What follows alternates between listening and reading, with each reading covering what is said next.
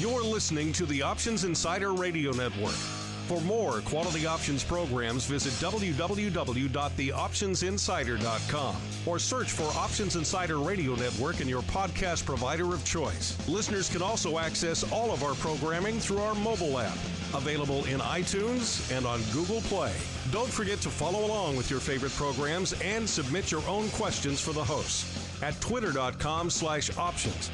Facebook.com/TheOptionsInsider or via questions at TheOptionsInsider.com.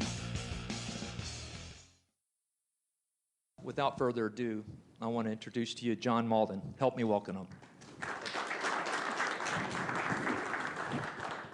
Okay. I want to thank Randy and Rob and everybody, Sean, for bringing me up and giving me an opportunity to wear suit pants. I bought this suit to wear at my conference, and my wife didn't pack the pants because I always wear jeans. And so this is my first time to wear the pants with the suit. Now, I didn't wear a tie because I told Randy that it was going to cost an extra $5,000 for me to wear a tie, but he got to keep the tie if he wanted it, but he didn't want the tie. So today we're going to talk about something a little different. I always hate to give people a topic because I generally end up talking about where my passion is at the moment. And so you're going to get my passion, you're going to get the full notes this weekend in my letter, and then for the next 2 to 3 months, we're going to expand on what I'm talking about here. And since the topic is the age of transformation, the book will be out in first quarter. It'll be talking about why we change as human beings, how we got to where we are, why it's going faster. And it talks about why is it accelerating? Robert Gordon just came out with a second part of his book talking about why we're getting more innovation faster, but it's not showing up in GDP, and he's right. But it's going to go faster. And nobody in 2039 is going to want to come back to the good old days of 2019. But we're in the last half of what Neil Howe calls the fourth turning, 4 generational cycles. The fourth turning is always the most volatile. Typically you have wars. The last half is the really difficult part. We started the last half last year, and hopefully we get through this one without a war, but it's still going to be tumultuous, as we're going to see. So I'll start out talking about all the cool technologies, and everybody knows about those. And then I'll be talking about the demographics and social problems. There'll be a long chapter in there on the changing of biotech. You're going to have a chance to live a very, very, very long time. 150, 200, in a 25-year-old body. The cool thing is your wife will live right along with you, and she'll be in a 25-year-old body too. But then we come to the last 25% of the book, which is what I'm talking about today. And that's how the economics of the world falls out. How do we get from this massive debt we have, and how do we resolve it? What do the next 10 years look like? And I call it going from the beginning of the credit crisis to what I call the Great Reset, when we literally will have multiple hundreds of trillions of sovereign debt throughout the world that's got to be resolved. There has to be, in economic terms, some resolution to that debt. And it's not clear how that will happen. I think I know a path, and we'll talk about some of that in a little bit. But if you're a science fiction buff like I am, you come to the fantasy chapters and the intrepid people on their quest come up to a pass, and there's a sign that says, unexplored territory. Beyond this point, there are dragons. And we don't know whether they're fun little cute things or really nasty evil ones. But there's dragons on the other side. So I'm telling you, we're coming up to there's going to be some dragons out there. First of all, let's talk about how this next crisis starts and what it looks like. Now, I am talking about the dominoes that are set up. In my little system here, I've got 13 dominoes. It would break out into a lot of sub-dominoes. It's one of those things that, you know, it shoots and branches. But I'm not talking timing. When you're in the telling people what the future's going to look like business, you do two things. You either talk about timing or you talk about events. You never talk about both in the same breath, or speech, or book, or anything. So I'm not talking about timing. Could start this year. I don't think so. Could start latter half of 2019, and I'd start putting some money on that table. I can think of things that will, and we'll talk about that in a little bit, that could cause it to go past 2020. That would be a good thing. The longer we have, the more stretched we'll get, the more out of whack we'll get, the more out of balance we'll get, but the more prepared that we can all become. I think the trigger for this coming series of events is going to be the high yield market, credit crisis. I mean, WeWork just floated a $500 million bond. People took $700 million of it at 7.5% or something like that. No covenants, unsecured. They're levered to beat the band. They have no cash flow. And some rating agencies gave them an honest-to-God investment grade rating. And you want to go, really? One of them actually said, okay, this is junk. Not very good junk either. It wasn't high-rated junk. They were, you know, those guys get my vote for honesty. I think it was Moody's. But there's hundreds and hundreds and hundreds of billions of dollars of this nonsense that's been floated. And the market in a reach for yield has bought it. And especially $2 trillion worth in mutual funds at ETFs. Retail investors reaching for yield. And when this, you know, some of us have enough gray hair in this room. We've been through a couple of high yield credit cycles. When it starts rolling over, it rolls over quickly and it gets ugly. And the bids move from the market. What do we know about banks and market makers? They've been capital constrained because of Dodd-Frank. There is no ability inside the market to make, other than hedge funds and other shadow banks, there's no ability to provide liquidity. And they will provide liquidity, but at a price. 30 cents on the dollar, 40 cents, 20 cents. I mean, a lot of the guys that made money on the way down on the subprime debt turned around because they were so familiar with the subprime debt. Each little bond, each little house that was in each bond, they bought this stuff at 30 cents on the dollar, knowing that the worst that could possibly happen on that tranche was 50% down. They were given a slam dunk 60% return on their capital within 2 to 3 years. So they made not quite as much money on the way back up, but it's not a bad day at the office.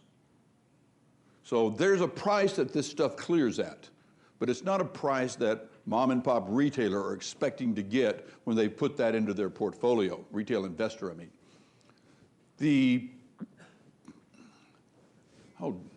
We can't do that. Come on. You got to give me my...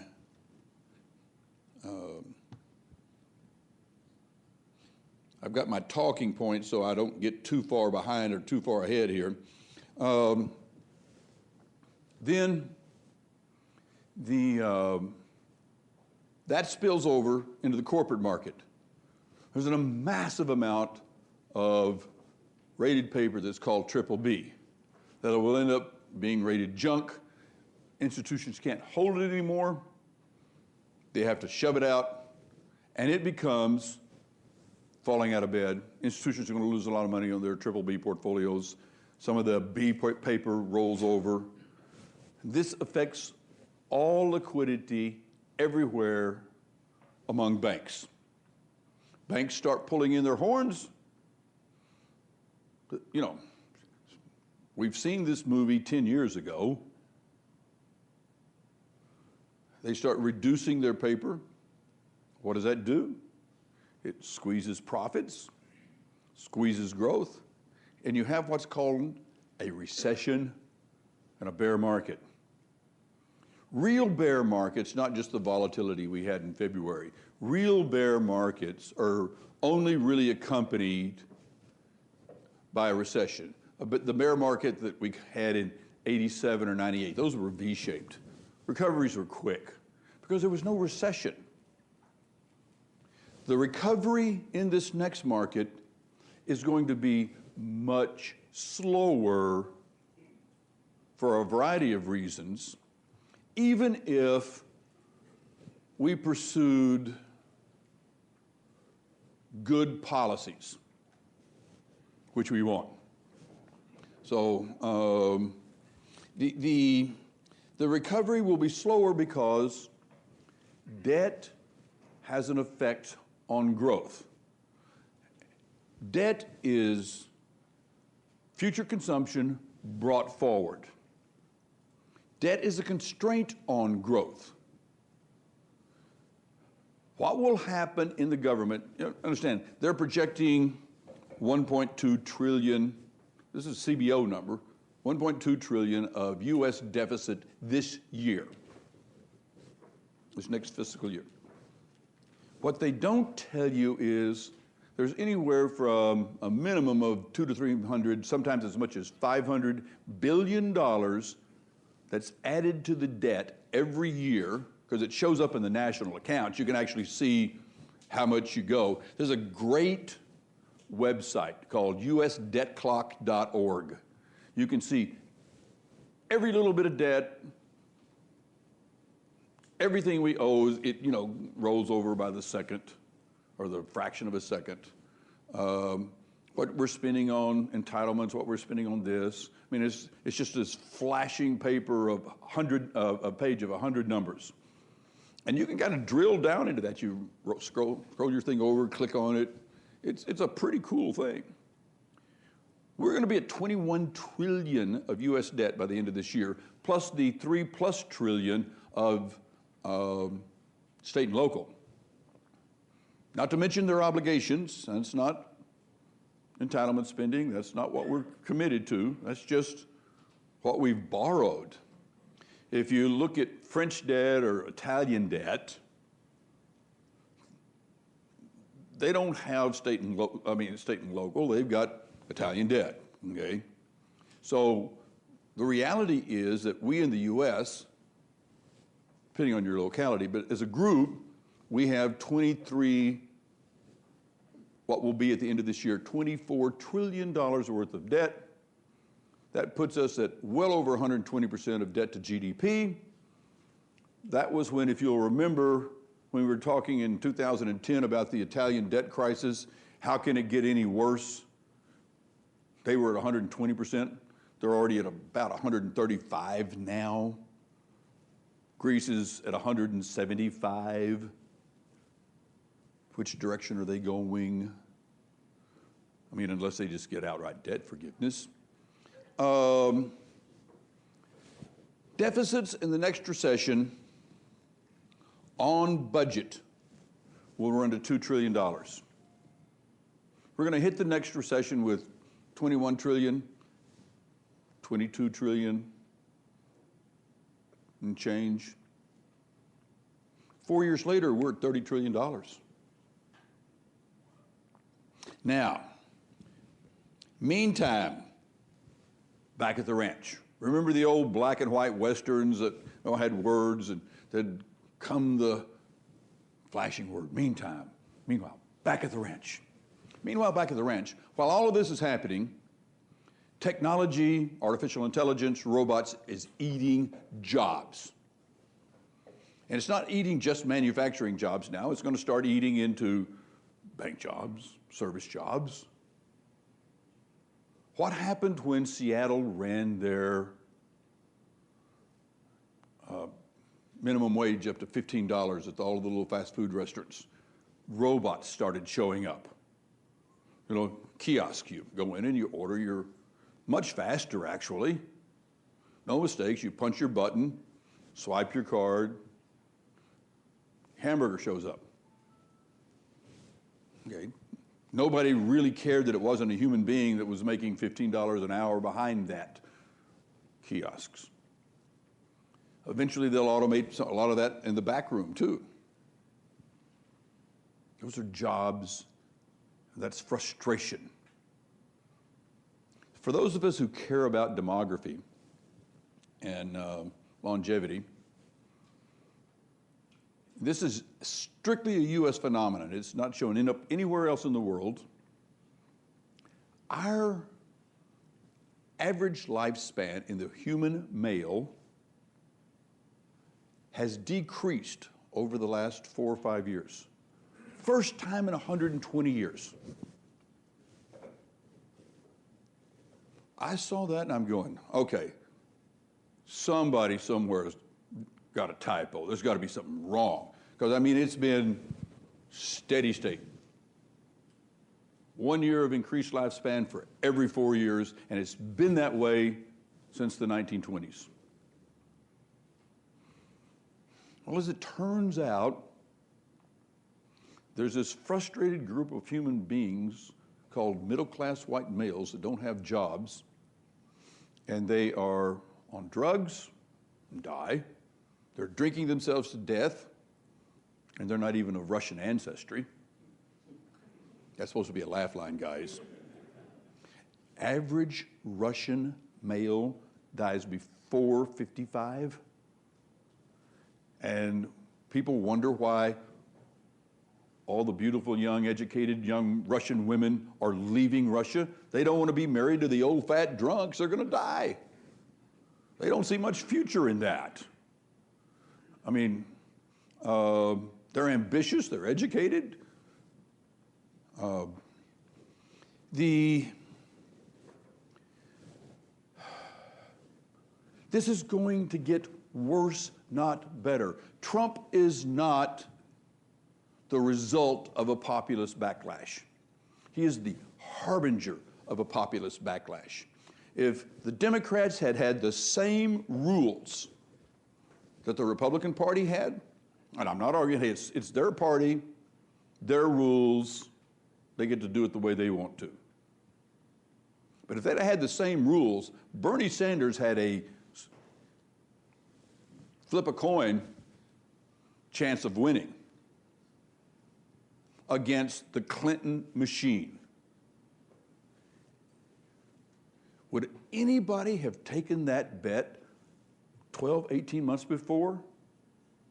The only person who would have, that I know that would have, is Pat Caddell, the Democrat pollster, who was running around the country saying, guys, there's this real frustration in the middle class. There's a frustration with the elites. It's not just the frustration with the elites in the Republican Party that gives us Trump. That's why Clinton won. So many frustrated Democrats voted for Trump. Enough to give him a few thousand votes in Michigan and Wisconsin. Now, there were other things happening too, but it was, I will be honest with you, I was on the executive committee for the Republican Party for 20 years in Texas.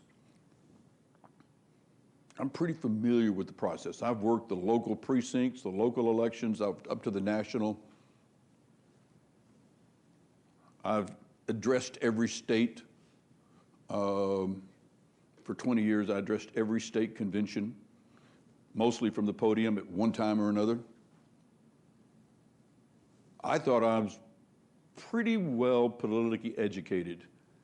And while my heart was wanting my team to win, I didn't think he was going to.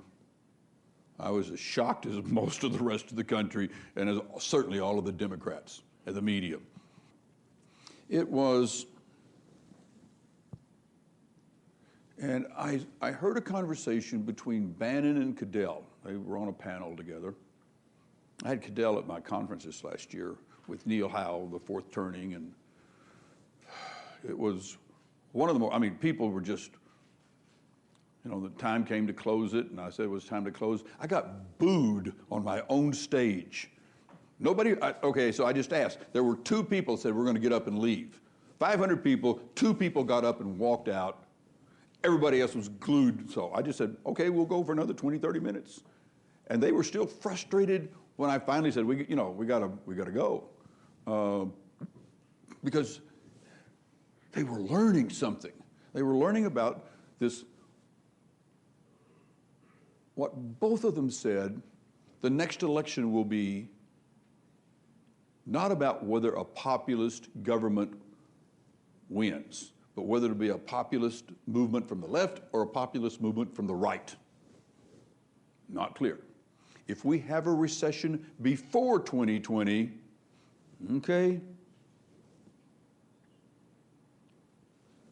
we may see a populist movement from the left. We could see, I don't think Bernie Sanders will be a little bit old. Elizabeth Warren is tired. But, I mean, really, seriously? But there are young firebrands that can catch on. This time into the cycle, nobody knew, in 2006, nobody knew who Barack Obama was. Okay, I mean, the next person to catch fire hasn't shown up yet. And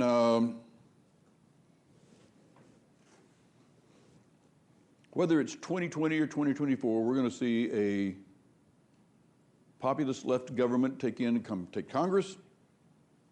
They'll take the White House. And the first thing they're going to do is say, because they're going to blame all of the problems that we've had on the Republicans and the tax reform and their reducing regulations and all, because that's just not their philosophy. They're going to say, well, you didn't do enough education, you didn't do enough this, you didn't do enough that. And all of this and that and whatever costs a lot of money, and it puts a drag on the economy. And what are they going to do? They're going to raise taxes. When I have dinner with Randy tonight, you and I are going to talk about that very concept in depth. And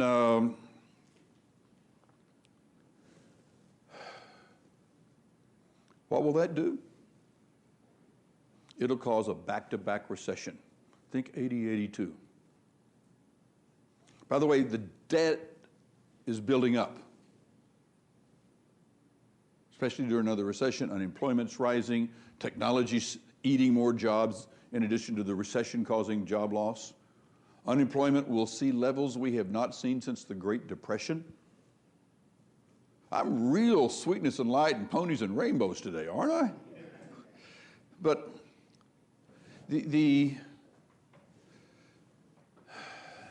long before we get to that point, I don't know quite when, but long before we get there, the Fed is going to be lowering rates, and then we're going to see quantitative easing. And you thought you saw quantitative easing the last time? That was a warm-up. That was before the game started.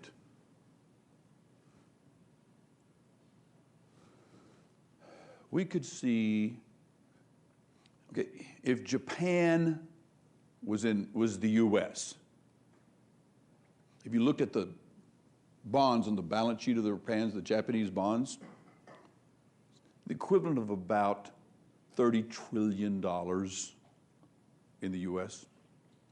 Yeah, your head snapped back. I saw that. Yeah, that's true.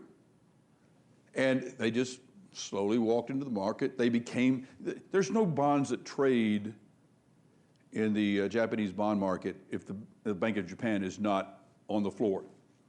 And they'll buy anything they can get, but there's not much trading because the insurance companies, the pension companies, the retirees all want those bonds in their bank, even if they're only paying 0.5% or 1%. It's a bond, it's income. So they don't want to sell. But the Bank of Japan clearly made it known that we'll take 200% of GDP, $40 trillion, we'll put it on our balance sheet. By the way, I predicted all that before it happened. Nailed it 300 yards down the middle of the fairway. Unfortunately, at the same time, I also said the yen will go to 200. I was wrong. I unfortunately also put an investment in options in size on that very prospect. 10-year options, I still got 6 years. It could happen. They're not worth selling right now. Unfortunately, I was hoping it was going to pay half of my home mortgage, courtesy of Abe and Kuroda-san. Didn't happen. I'm having to pay my mortgage back the old-fashioned way.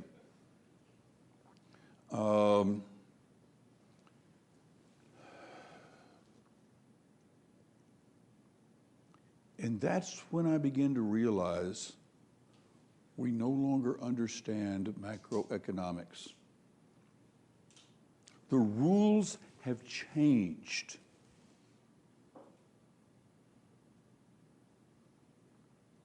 Little segue, won't be going into that this weekend because there's only so much you can write about.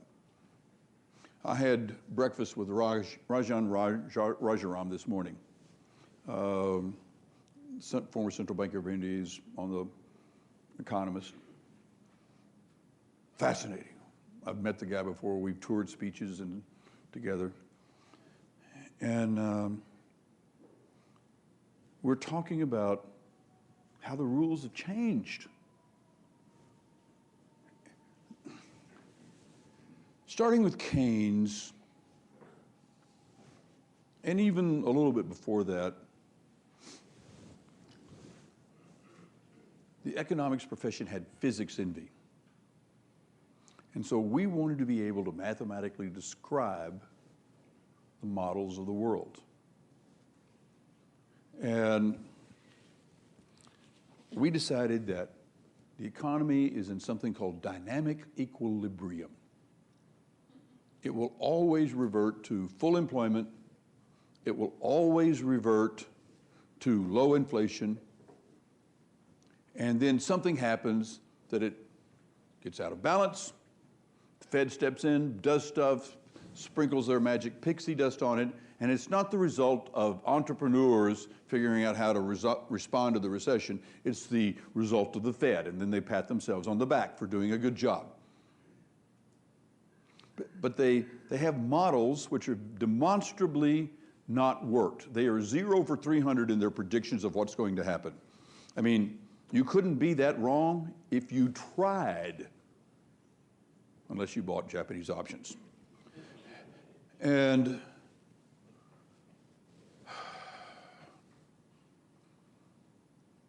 they keep doing the same thing over and over, expecting a different result, because they don't have anything else better to do than to come with those old models based on dynamic equilibrium, because it's their belief. It's religious. The most dangerous thing in the world is a true believer, and these guys are true believers. It doesn't matter whether you're a monetarist or you're a Keynesian, you believe in dynamic equilibrium. The world doesn't function that way. The world is a complex, dynamic, changing global structure. and it's becoming more and more complex. This is a new branch, very small, unfortunately, of economics that's developing called complexity economics. Santa Fe Institute's kind of leading the charge. Bill White's doing some stuff, or the former chief economist at the Bank of International Settlements. And it's chaos theory, it's complexity theory. But the problem that you have when you say, yes, that's the way the world works, is that we don't have the mathematics to express that in a model that can inform the Fed of what to do, which knobs to turn. So they don't like that. They resist it because it says everything they've believed in for 30, 40, 50 years is wrong.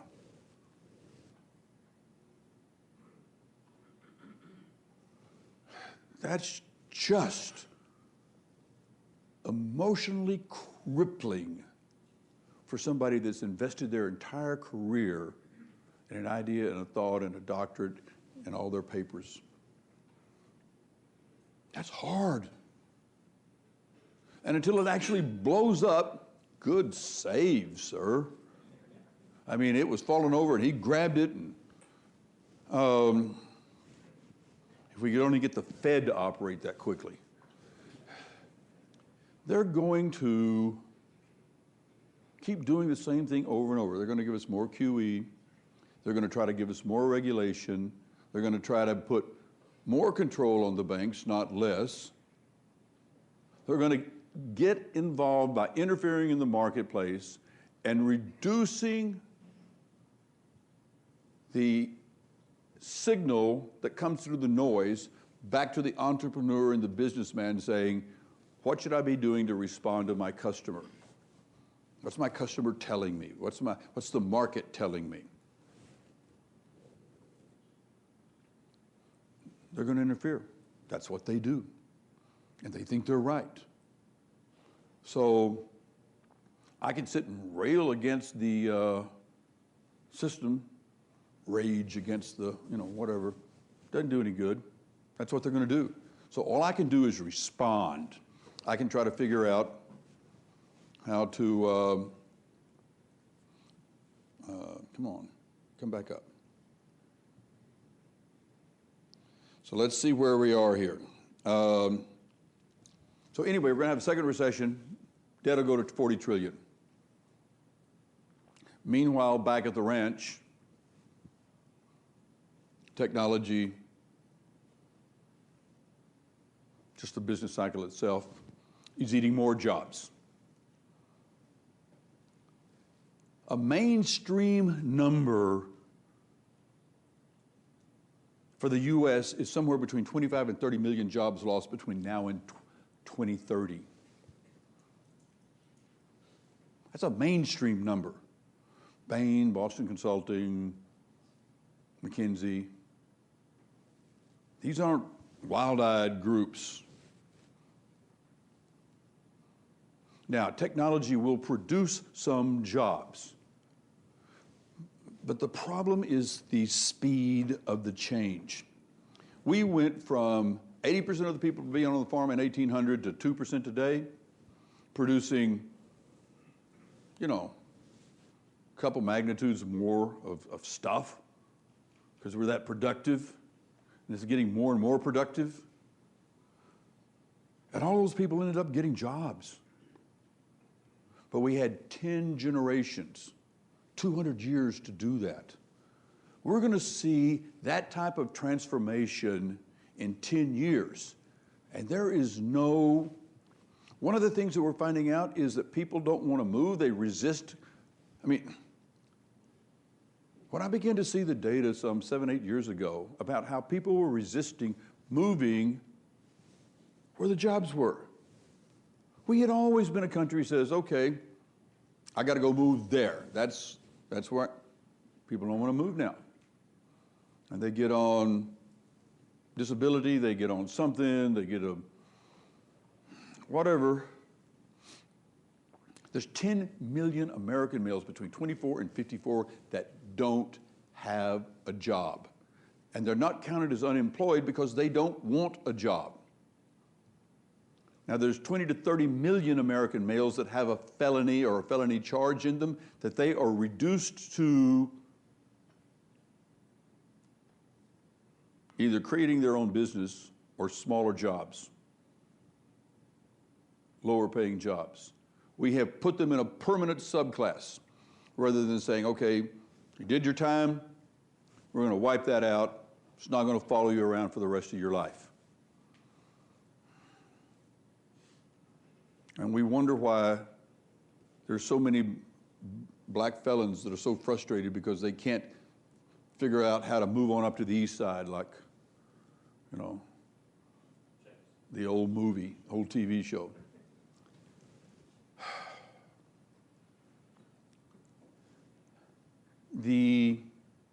By the way, it says I've got 16 minutes and 56 seconds here, so that's just what, don't look at your clocks and the time, those are just illusions. This is the real, this is a controlling number. So where do we go? Along the way, we're going to start seeing calls for universal basic employment. Is that a bad idea?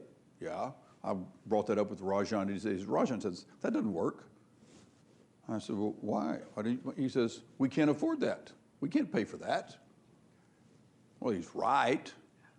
But let's just say there's certain parties and certain groups that haven't let that fact bother them. We'll get a 15% VAT without cutting taxes, and probably your personal taxes will go up, and including a 15% VAT. What kind of drag is that going to put on the economy? What kind of drag is that going to put on growth? We'll be lucky to be Europe light. The most entrepreneurial free market nation in the world is having to drag anchors. And all of this is going to happen in the next 10 years. Well, what do we do? What you don't do, and Randy hasn't even paid me to say this, is buy a long-only fund. You stay away from any long-only ETFs. Vanguard is going to get blown out of the water. They're going to lose a few $1 trillion of their AUM just because it's going to implode.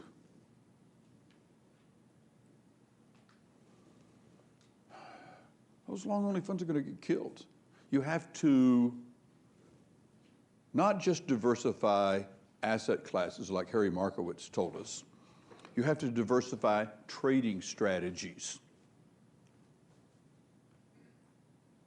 It's not impossible to get from where we are today to the other side of the Great Reset. Because when we get to the other side of the Great Reset, the next really, really huge bull market starts.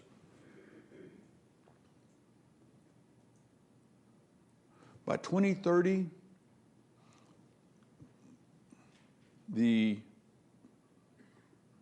biotech revolution will be, I think it will happen through induced tissue regeneration, but there's 3 or 4 horses in the race now. George Church, very, very famous Harvard credentialed professor, raised just brought a new company, $680 million net value, and he's going to manipulate your genes. Induced tissue regeneration just resets your genes back to their first stage, and then you start growing again, say at 20 or 22 or whatever it is. And so it's something you'll have to do every so often, every 30, 40 years. You go, okay, time to go in for my reju process. It sounds science fiction, but that's going to be in the marketplace in 10 to 15 years. Full disclosure, I'm probably actually going to go on the board of the company that I think will do it. But it doesn't make any difference which company.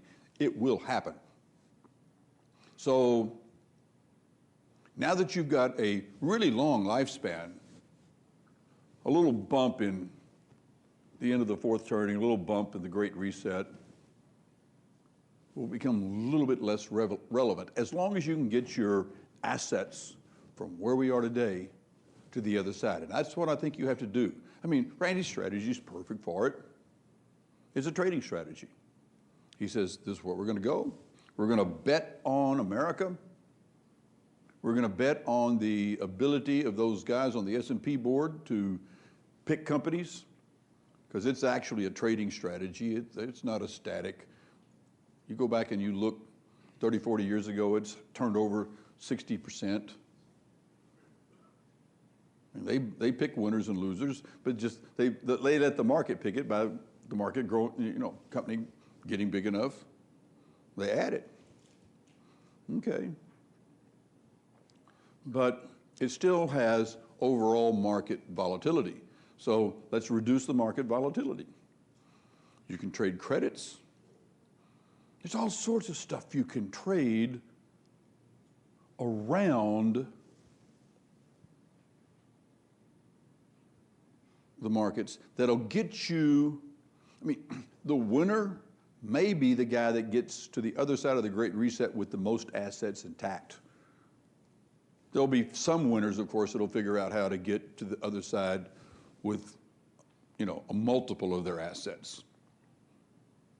But the average human being, the average investor, the average boomer out there, they're long only. They're going to get hammered. They're going to be frustrated. And they're going to vote. We're in for a bumpy ride. It's going to be a fun ride. It's going to be exhilarating. I'm excited. I'm actually the most optimistic person in the room. I really am. I think the future is going to be fabulous. We're going to look at 2039 and go, nobody will want to go back to the good old days of 2019. I use 2019 because that's when my book's coming out. Because we will be looking at medicine like it was in the Stone Age. We will be looking at our lifestyles like, can you believe that they had these phones that they held? All the stuff we're doing now will be so yesterday's news. And we think it's cool. It will be an exciting, you would never want to go back future. You just have to make sure that you and your clients and those you're responsible for get there. Thank you very much. It says I've got 7 minutes. We'll take some questions, if anybody would like to. Or if I shocked you. Yes, sir. Yeah. Cannabis is, if you're in the publishing world, the crypto world, everybody but my publishing firm has a cryptocurrency letter and a cannabis letter. Because that's what, you hold a conference, you have a cannabis session, you have a cryptocurrency, Bitcoin session, packed. You can't get people in the room. And this has been going on for 2 or 3 years. My opinion is, because I was just in Iceland last weekend before last, looking at the largest Bitcoin mining operation in the world. 30,000 GPUs cycling away. You literally put earplugs in your ears when you walked into the room. It was that loud because of each one of those GPUs had its own fan. They were pulling in 30-degree air from outside, so you actually wore a coat into the room.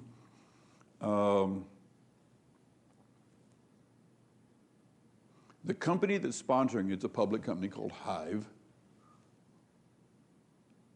And there were a bunch of other miners. Marco String, group at Genesis, started it out. They literally started out in an apartment in Germany, then they moved to Croatia because they could get cheaper electricity. They bought an old dairy facility, and they wouldn't tell anybody what they're doing, but they were mining Bitcoins. Still mining Bitcoin. They're the biggest Bitcoin and cryptocurrency miner in the world. And but Hive will have not 30,000 GPUs. They're getting ready to build something 40 times bigger. Before the end of this year, it'll open in Sweden. And then another one in Washington, and then one in China. Because, you know, where they can get, they're distributing themselves around the world. They're just as paranoid as everybody else. I think the winner, sir, I think ultimately the winner at some point becomes Bitcoin in some fashion. But Bitcoin has limits as a blockchain on what it can do. Ethereum might win, because what you can do with Ethereum is you can hang all sorts of cool stuff on top of it, and you can, I mean, it's not a very good, it's not a very good currency, because it's cumbersome. I mean, it's big in terms of bits and bytes. But you can do so much cool stuff with it because you can hang everything off of it. So I think the winner will be Bitcoin, maybe Ethereum,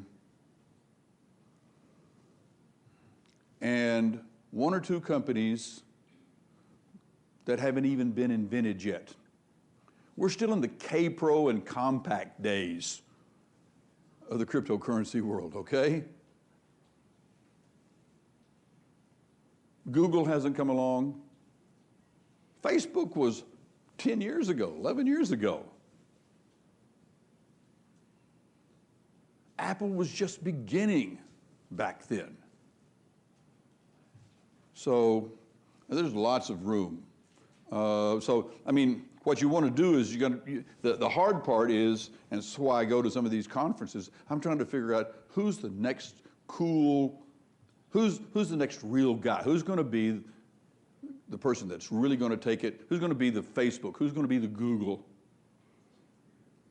They're still out there. You haven't missed this. Don't feel pressure. Next question. Yes, sir.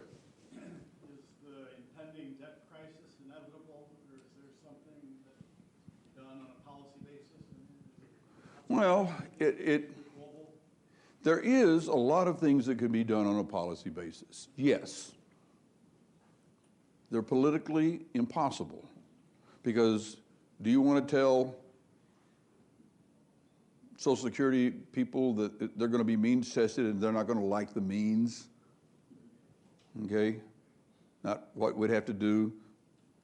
Your health care is going to start costing you a lot more money.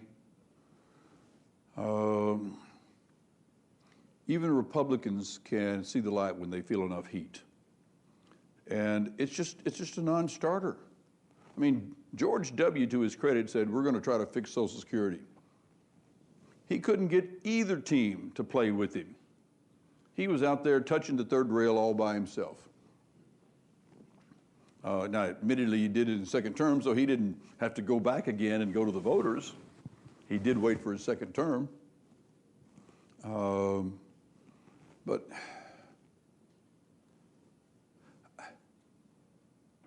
I can map a path. I mean,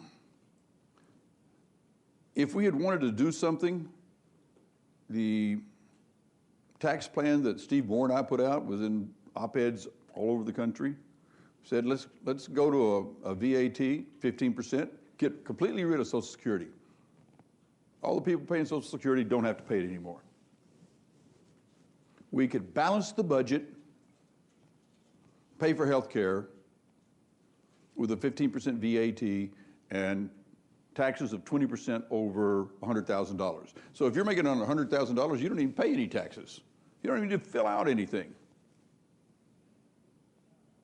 And we can still drop corporate taxes. That's the power of a consumer tax. Well, that's what the Democrats are going to do. But they're going to do it without reducing taxes, without getting rid of Social Security. And it won't be 15% on the first time, but it'll eventually get there. So, yeah, we're going to have a debt issue.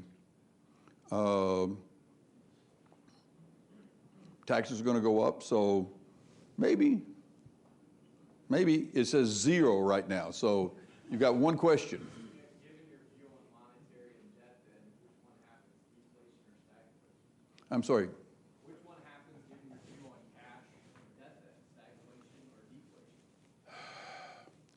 world in general is massively deflationary. We're producing more stuff at lower cost everywhere. Now, that doesn't show up month to month or quarter to quarter, but it shows up over the years. And part of the reason that our computers still kind of cost the same they did 10 years ago, even though they've actually come in some, is that the power of our computers is so much more. But the world is massively deflationary. If I was willing to have a computer that was technology-wise 5 or 6 years old, the cost would be a third to a half of what I'm paying for it. But I'm not. My iPhone 10 cost me some money, even though I was due for an upgrade, so it wasn't that much. By the way, the battery lasts 2 days. It's really cool. If I had known that, I'd have bought it to begin with. Thank you very much, ladies and gentlemen. They are telling me that my time is at an end. Thank you, John.